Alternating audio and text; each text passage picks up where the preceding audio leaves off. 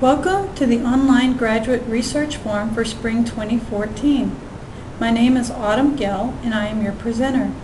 I am a graduate student in the Masters of Science in Interdisciplinary Studies program in the Department of Occupational Workforce and Leadership Studies at Texas State University. The title of my research study is a comparative study of non-traditional student outcomes within the context of academic support services. With the continued advances and frequently changing requirements in the job market, there is an increasing need for qualified individuals in the workplace. To meet these demands, an assortment of adult learners who traditionally would not pursue higher education are now enrolling in institutions at an exponential rate. Thus, recent research literature indicates that non-traditional students are the fastest growing student population within higher education. The term non-traditional student has a variety of attributes in literature, including low socioeconomic, first generation, age, ethnicity, residence, disability status, and gender, as well as alternative college entry such as GED, ability to benefit, homeschool completion, gap between high school and college entry by 1 or more years, married, single parent, and are being financially independent. With such a broad definition, it is estimated that up to 73% of the student population can be categorized as a non-traditional student. However, these non-traditional students, ages 24 to 34 years old, are now falling behind their older counterparts in relation to degree completion. It was this information that motivated me to pursue this research study to determine if student outcomes differ between the Texas State Round Rock campus, a primarily part-time institution of non-traditional students, and the Texas State San Marcos campus, where a majority of the academic resources are located. My research design included 301 undergraduate students, aged 23 or older, with transfer credits from a prior university or community college, enrolled in the same core subject taught by the same instructor at the Texas State San Marcos and Round Rock campuses during the same semester.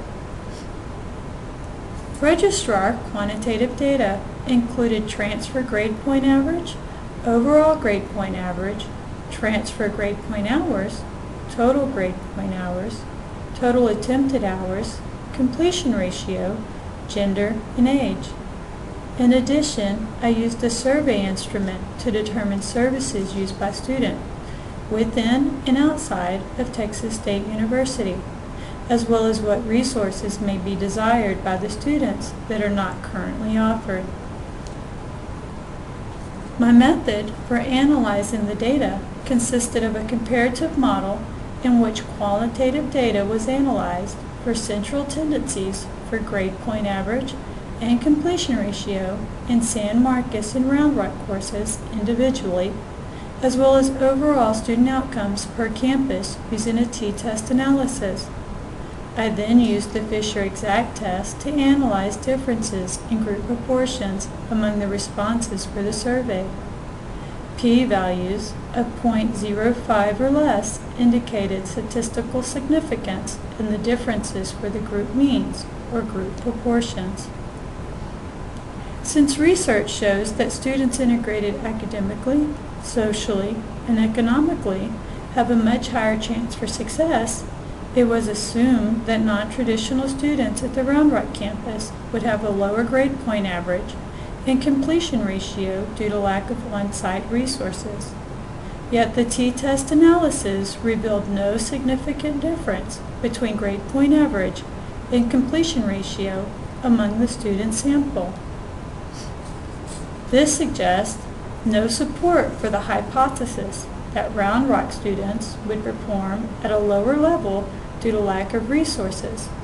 This finding may indicate that students at the Round Rock campus are A, more resourceful and need less help with academic tasks, or B, they are utilizing alternative resources outside of Texas State University, such as private tutors. Survey data looked at the use of academic resources such as the Writing Center, Student Learning Assistance Center, Math Lab, and academic workshops. Analysis of the survey data reveals that resources such as the Math Lab, a resource located only at the San Marcos campus, was the least used academic support service by both campuses. 85% of the students in the San Marcos group recorded they have used the Math Lab 0 times. Once again, this indicates that on-campus academic support services may not be the best form of support for non-traditional students. With this information, it was assumed that students would utilize alternative resources outside of Texas State University, such as private math and writing tutors. Yet analysis of the survey data showed that the use of non-Texas State University internet cafes as the most utilized off-campus resource, followed by online tutorials by students at both campuses.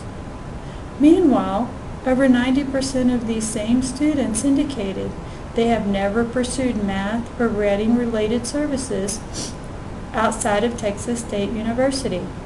This again is an indicator that on-campus academic support services may need to be reevaluated for best practices in relation to non-traditional students. Due to the high number of non-traditional student responses not using brick-and-mortar academic resources, future research is needed to determine if resources would be better allotted to online academic services such as khanacademy.org or smartthinking.com, facilitated perhaps through internet cafes on campus. This is important because it has implications for how institutions validate the collection of academic support fees from students.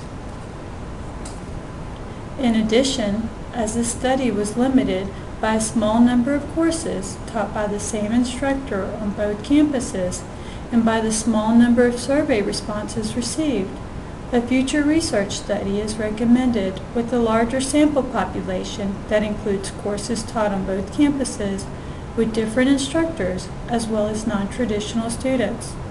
This will allow the researcher a more in-depth look at what academic resources are being used and are in the highest demand by the student body. Overall, providing a more precise assessment of how student fees and services may be adjusted to meet current needs. Thank you for your interest in and your attention to this presentation. The author of this presentation is preparing a manuscript of this research study for peer review to the publication, The Journal of Continuing Higher Education. On the YouTube page below, please indicate your anonymous preference for this study by clicking on one of the two icons, like or dislike. Also, please post your comments or questions in the YouTube comment section below. I will respond to your inquiries posted between April the 2nd and April the 23rd through this web page.